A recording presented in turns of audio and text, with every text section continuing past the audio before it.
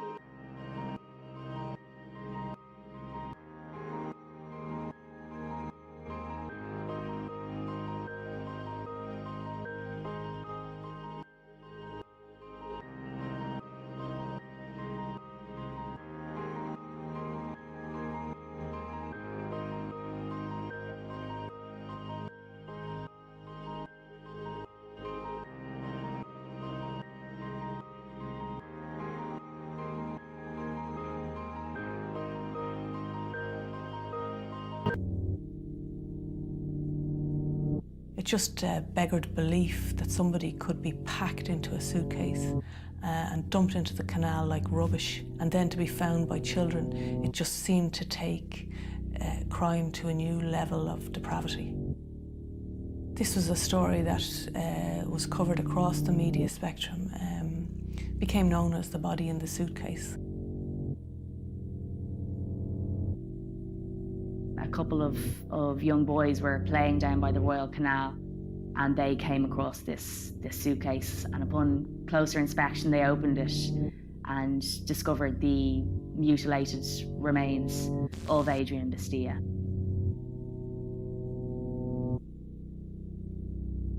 What happened next was Gardaí trying to establish who this dead man was, which took over 2 weeks before they could positively identify him. There was no identification wallet or anything on his person.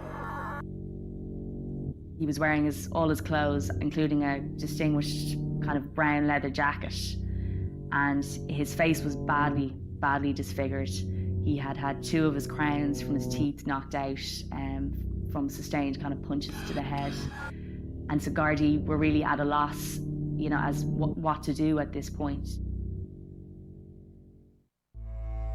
They actually took the unprecedented step of taking a posthumous picture of him and releasing it publicly. It was a horrific picture, and it was something that they would never have done unless they were really at their wits' end.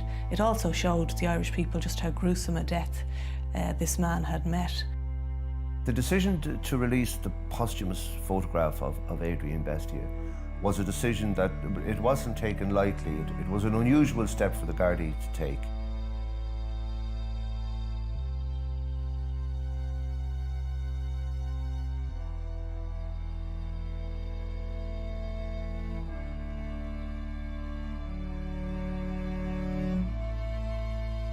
In the picture, Adrian's head was wrapped in a plastic bag. All his features were distorted and ballooned up by the period of time he'd been in the water.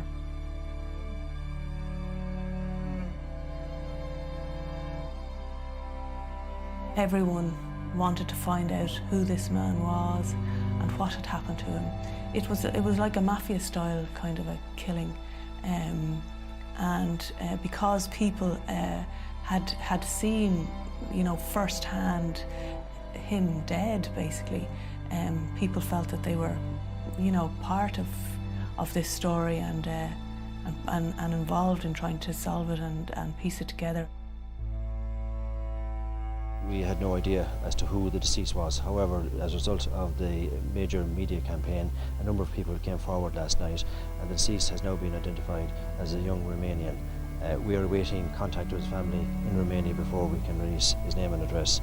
It was the release of this photograph that brought the breakthrough. The Gardaí were following up a number of leads today after some Romanians came forward to identify the man that was found in a suitcase 2 weeks ago. The Technical Bureau was in Sandymount, where the man is believed to have had some contact. Gardaí travelled to this location immediately, and it was apparent that this was the murder scene. There'd been a very crude attempt to clean up the scene, but there was still blood visible on the walls. So it hadn't been in any way a proper clean-up operation. There hadn't been anything sophisticated about the way first of all, about the way the murder had been carried out, but then the attempt to conceal it was fairly minimal as well. So it didn't take Gardaí long to establish that this was where Adrian Bestea had lost his life. A tire iron was found in the house after the body was identified and the body was found, and Gardaí would believe that was the weapon that was used to beat him. They believed that he was beaten around the head and he died from his wounds shortly thereafter. Since his identification, detectives have now made a fresh appeal for information from anyone who might have seen something suspicious along the canal in the first few weeks of July. The Gardaí say he came to Ireland 2 years ago when he was 19 years of age. He had not yet received his citizenship, but was in the process of doing so. Adrian's mother was brought over from Romania once they had identified him, and she appealed directly to the Irish people for help. Following the release of the posthumous picture, Gardaí obtained the name of Bestea's girlfriend and tracked her to the UK. After we had discovered Marina Sourovtzeva's whereabouts, and she was the girlfriend of Adrian Bestea, we put her to a location in London. We really didn't have the full facts. We certainly had suspicions, and I think it was said from fairly early on when it was discovered that she wasn't around, that when we found her, or if we found her, that we would kind of get to the bottom of it. But you had to approach her on the basis that she was a witness, and was only a witness at that stage. So she did come back voluntarily to Ireland, and she was interviewed over a long number of days, over a number of weeks in fact, and in total made 15 statements. Over the range of days that she was interviewed, she began to trip herself up. Initially she was interviewed as a witness, but over the course of those initial interviews, it became apparent that she wasn't telling the full truth. Ioan Irineu Crăciun. I am a Romanian national and an Irish citizen. I came to Ireland in 1981. The community that I served was a very small community at the beginning. It was after the revolution, after the collapse of communism in Eastern Europe and Romania in 1989. That following that event, if I remember well, in September 1991, the first small group of Romanians came to Ireland. By 1998, a Romanian community was formed around the church which I was serving at the time. These were the Celtic Tiger days, and people from Eastern Europe were coming to Ireland because it was a place on the up. July 2001, when Adrian Bestea was killed, really I suppose looking back, and it's more than 10 years ago now, but it really was the height of the boom. So there was a massive building boom, and an awful lot of Eastern Europeans and other foreigners would come to Ireland because there was very, very good money to be made around the year 2000 was the largest influx of Romanians coming to Ireland due to the fact that the economy in Ireland was doing extremely well at the time, and these people are coming in search for a better life for themselves, for their families.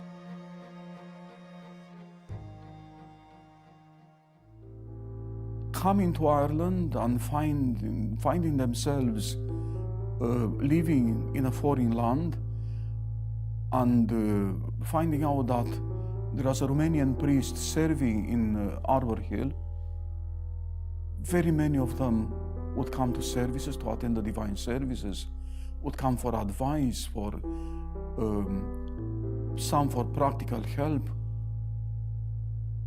I would believe that Adrian Bestea was one of the many young people coming at least occasionally to the church. At least later on his mother would told me actually that Adrian had told her about the existence of the church and our services, which he at least occasionally attended, like many other young people living in Ireland at the time.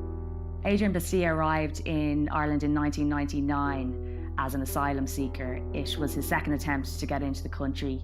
He was from Romania and he came from a very good background, but he basically had just decided to leave in search of adventure and new life. The economic situation in Romania wasn't great because of the fall of communism, but he had no major reason to leave other than that he wanted to try something new, he wanted some new experiences. So he was 21 years old when he was finally granted entry into Ireland, and he claimed political asylum and was housed in a hostel de Santa Maria on Charlemagne Street in Dublin city centre.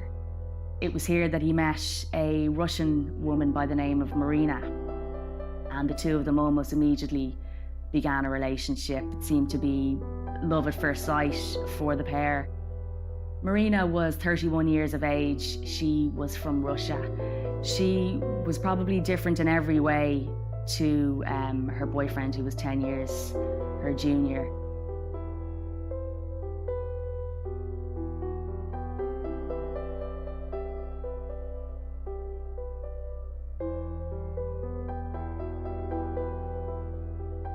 She had arrived on a student visa, and when that expired, she also claimed asylum.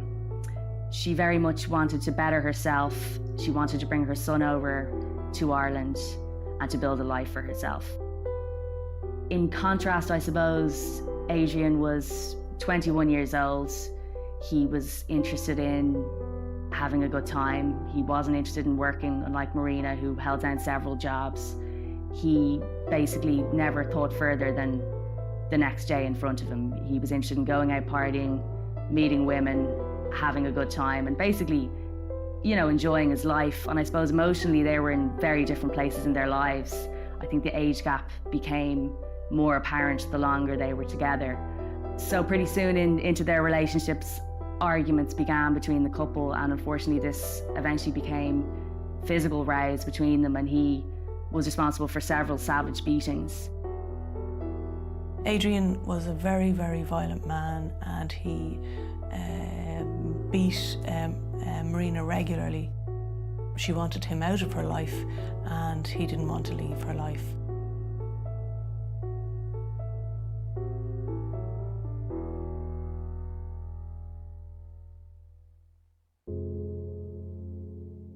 And this comes, if you like, to the moment that one would rather forget. I could call it the most dramatic experience in my life in Ireland. I've been serving here for the past 31 years, and this case, Adrian Bestea, I could say that was my most dramatic.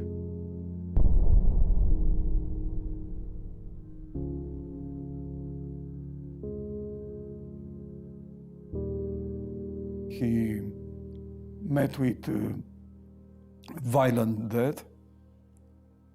He was placed in a case and dropped then a few good miles away in this piece of the canal, very close to Drumcondra.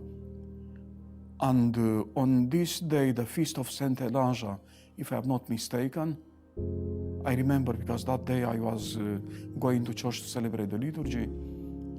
A few children playing by the canal saw the case, pulled it to the edge of the canal, and there then, when it was opened, they found the body of Adrian Bestea, severe cut, chopped, and then was removed, of course.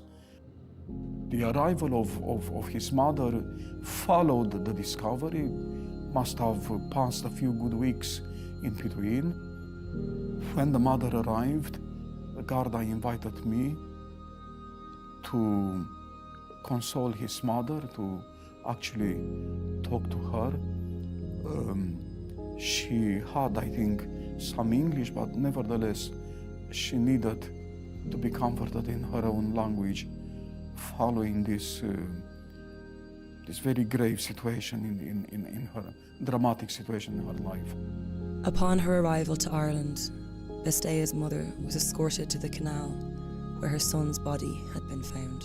When his mother came from Timișoara, from Romania, accompanied by the Garda, we went over to that particular spot that the mother could see the actual place where the body of her son was found.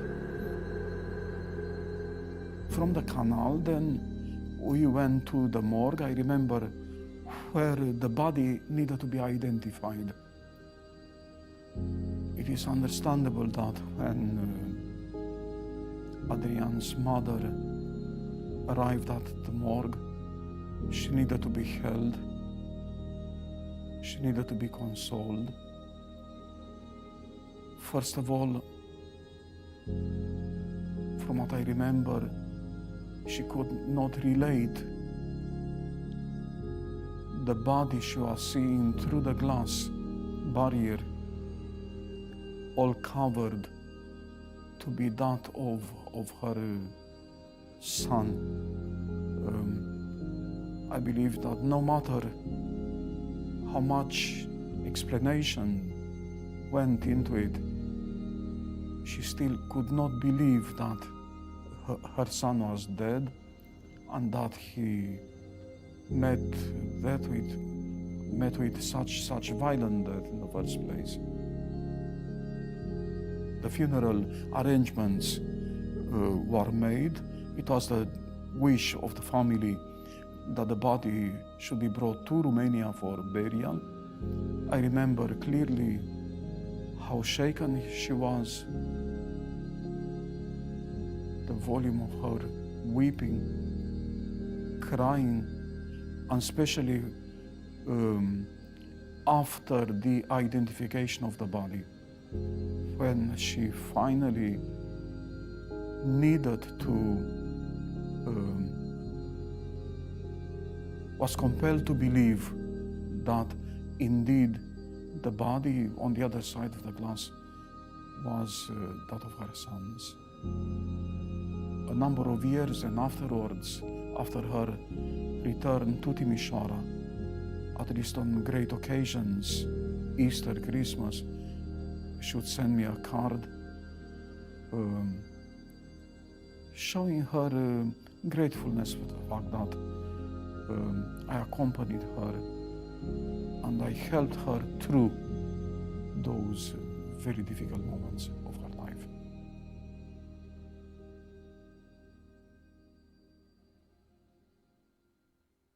Marina moved out of the asylum accommodation and rented an apartment in Sandymount. Adrian himself then, shortly after Marina left, also left the asylum accommodation, and he sublet a flat next door to her on Strand Road in Sandymount. Unfortunately for both of them, it wasn't to have the fairy tale ending. Their romance would end up with him dead in the kind of most gruesome and grotesque circumstances, and her charged in relation to his killing. In cases like this, there will always be speculation because Gardaí have to look at every possible angle, and they probably couldn't rule out that there was some sort of Eastern Russian mafia or Eastern European mafia involvement, and the fact that he was a Romanian, and it started to emerge that there were suspects who were Eastern European. I mean, I can remember writing stories about one of the suspects being a former Eastern European Special Forces soldier who, was quite vicious. So, all that stuff built up. So I suppose Gardaí had to look at had to examine everything, including the fact that there may have been a mafia link. Now, that's clearly not the case, but that's something that they had to look at.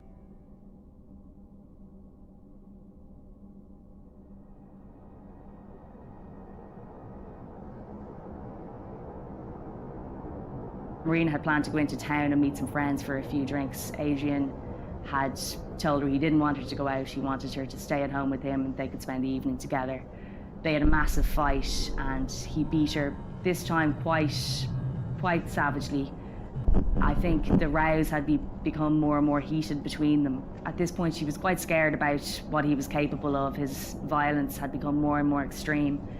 So she literally ran out of the flat. She didn't even have shoes on her feet. And she went into town to meet two of her friends. As far as I know, it wasn't witnessed by anyone. Marina would later tell Gardaí about the extent of some of the rows between them and the violence. Gardaí always accepted this version of events, and also Marina would have told a lot of her friends about these incidents, and they would have also confirmed to Gardaí what she had told them. But also on the day that she fled into town, her friends would have seen visible injuries on her and the fact that she wasn't wearing any shoes. So Gardaí did accept what she said. They believed it had a ring of truth to it. Marina got to Sinnett's pub in the city centre and she met two friends of hers.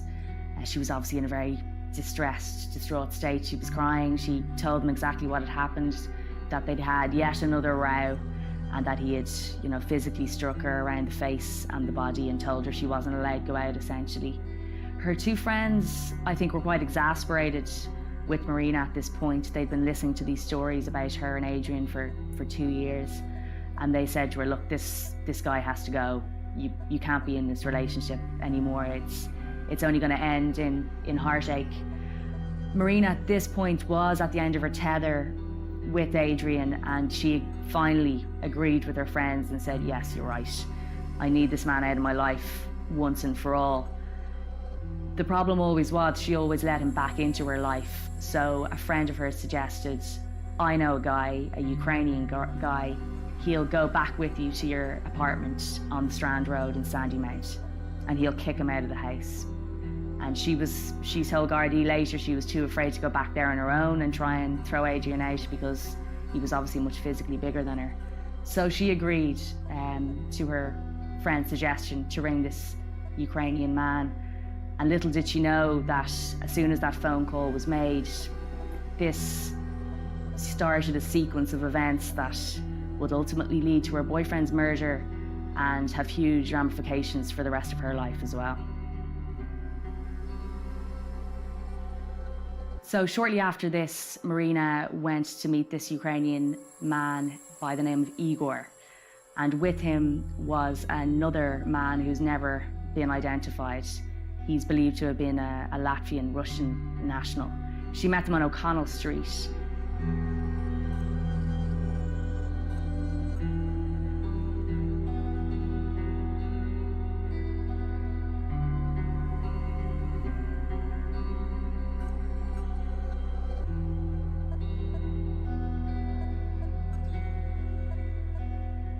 They bumped into another man by the name of Dimitro, and this was a total chance meeting. He knew some of the group and he started to have a chat with them. He wasn't part of the group, but Igor Derjhack did say to him at one point that they were travelling to Sandymount to give a Romanian a beating. For some reason, Dimitri thought, well, I might as well tag along as well for the next while just to see what happens. Safety in numbers kind of an attitude.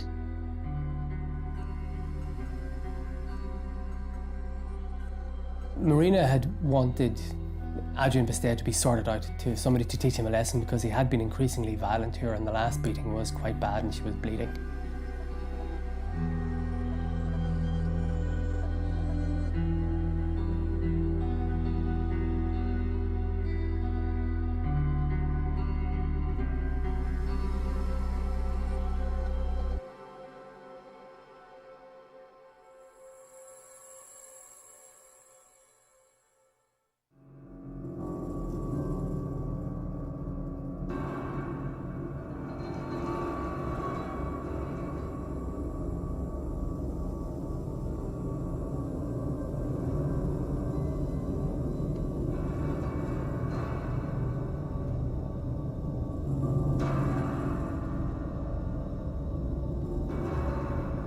When they arrived at Strand Road in Sandymount, she gained access to the house and to the flat, and immediately she gained access, the men arrived in and proceeded almost straight away to assault Adrian Bestea. They threw him on the bed and started to beat him up.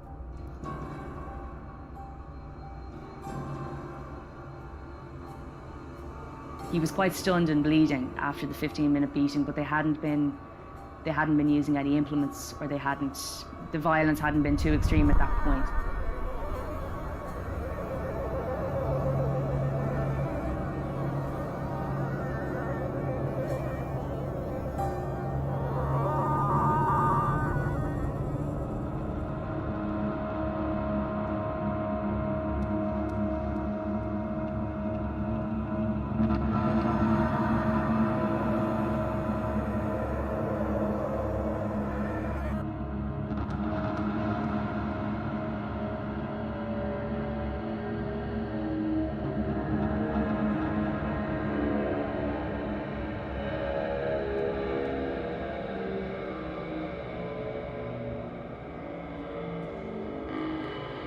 After they beat him, they put him in an armchair. They tried to force him to drink alcohol, and I presume that he did drink some of the alcohol.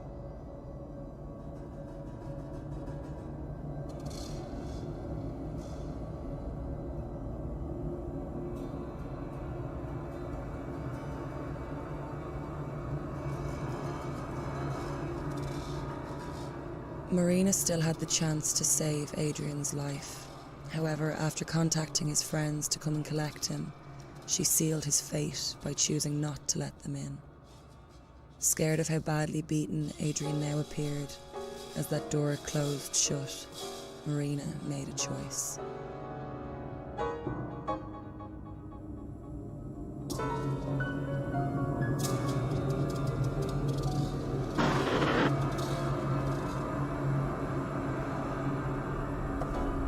Marina took Adrian Bestea's bank-link card for the AIB in Sandymount and dispatched this man to take money from the account and to buy vodka. There was no money in the account when he went to the AIB, but he did buy alcohol and returned to the flat with alcohol. But on the way back, he stopped off at his own accommodation in Tritonville Road, brought his girlfriend with him, and she returned to the flat with him for some short time. She told us that when she entered the flat, she went into a room with Marina. Her boyfriend went into a separate room. She could hear men's voices, raised voices, and she knew there was something going on in the other room. She wasn't sure what it was, but she knew there was something not right. At one point, she went into the room with Marina, and she saw what was happening. She saw Adrian Bestea being assaulted, and she was horrified. And she asked for it to stop, and she asked Marina to stop the assault, but Marina refused. She also heard one of the men saying that we should kill him, but she heard Marina say that no, we won't kill him, we can't kill him. She heard Marina asking one of the men to knock out his teeth, and two of Adrian Bestea's front teeth were knocked out, 2 crowns. And she heard Marina say to him that he wasn't so good looking now, that he was like a grandfather. That woman left the flat with her boyfriend, and that left Adrian Bestea in the flat with Marina, Igore Derjhack, and the third man, that Marina said struck the fatal blows.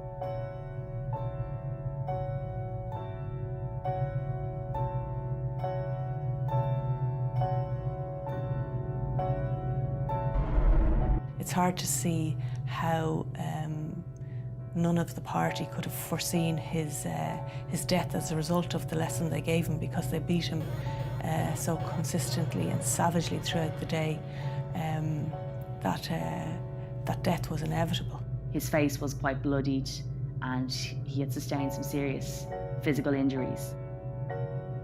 It seemed Marina herself was now slightly concerned about what was unfolding. Adrian's Romanian gypsy friends, she had already turned them away because she was afraid to throw him out and give them into his care, because she thought she would obviously get in trouble with the police. At no stage in this savage, vicious assault did anyone say stop. Although all maintained to Gardaí later that it was only that they never intended to kill him. That assault continued until they eventually killed him, until he was eventually struck over the head with the wheel brace. That caused huge laceration of the brain and fracture of his skull.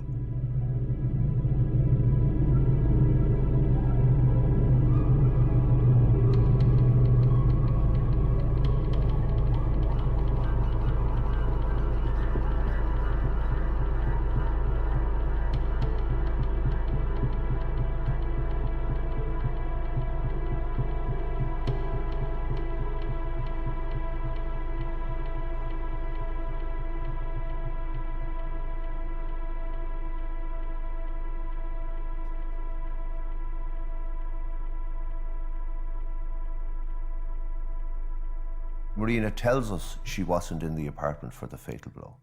She said that she left the flat and went to a nearby Esso garage to buy cigarettes. And her account is that while she was out of the flat, Adrian Bestea was killed. After he was killed, there was an attempt made at that time to clean up the flat. There was a discussion about disposing of the body and how the body could be disposed of. But early the next morning, Marina and Igore Derjhack travelled into town by bus to Talbot Street, where they bought a suitcase.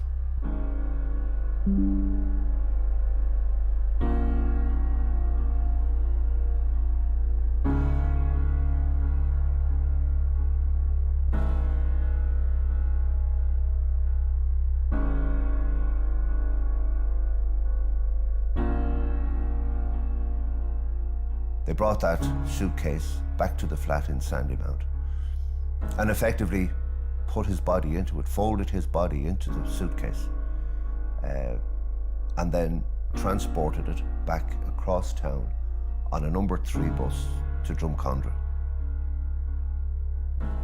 As Marina and 2 of the men travelled across the city, with Bestea's body shoved cruelly into a suitcase, the cold and calculating nature of this crime became all the more apparent.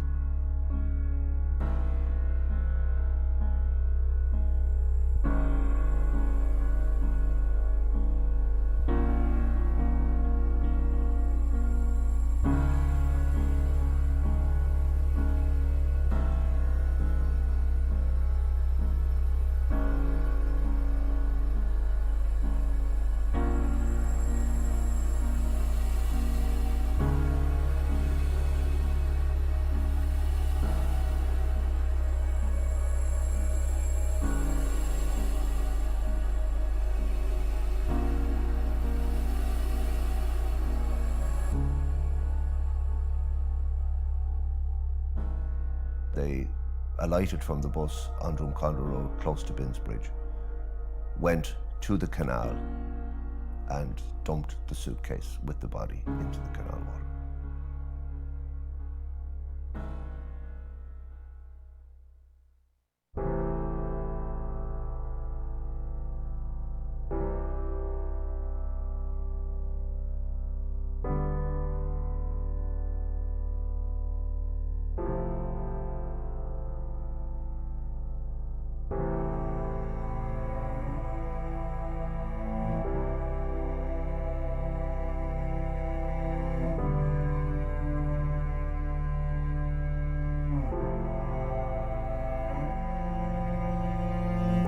After they dumped the body, the three people, Marina, Igore and this other unidentified man, almost immediately went in their different directions. I think the realization of what they had just done was possibly, beginning to sink in.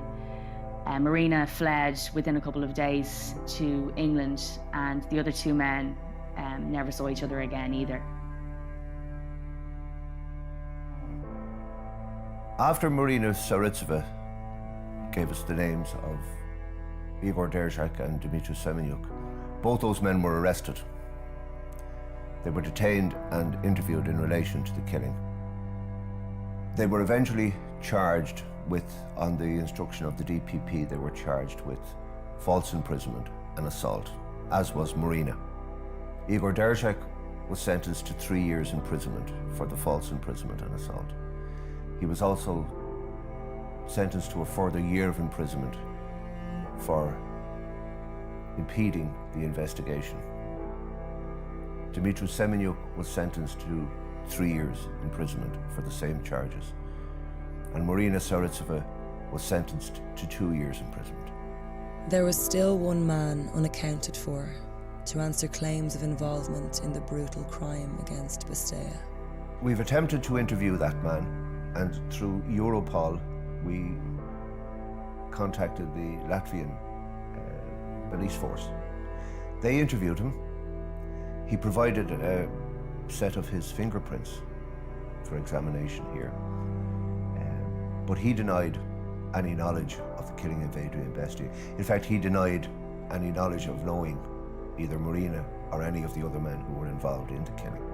I was in court a couple of times at the very start of the process after Marina had been charged, perhaps even her first appearance. It's clear that she was very, very guilty about what happened. She looked slightly overawed when she was in court, and I didn't for an instant get a perception that she was happy about what had happened. She was clearly very, very remorseful, and she was clearly very, very frightened when she was in custody. So, I never got the sense that, that she was quite blasé about the whole thing. She knew she was in an awful lot of trouble, and she knew that something horrible had happened. For many years then, after the discovery of the body in that piece of the canal,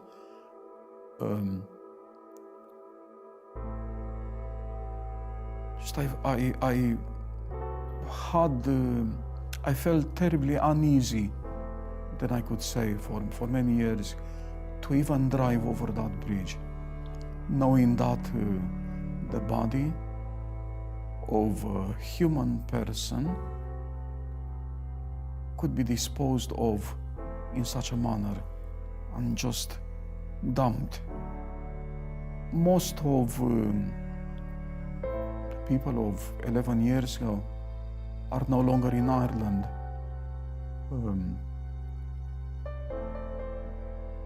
The name, the memory connected with the person remained on, if you like, in church basically, since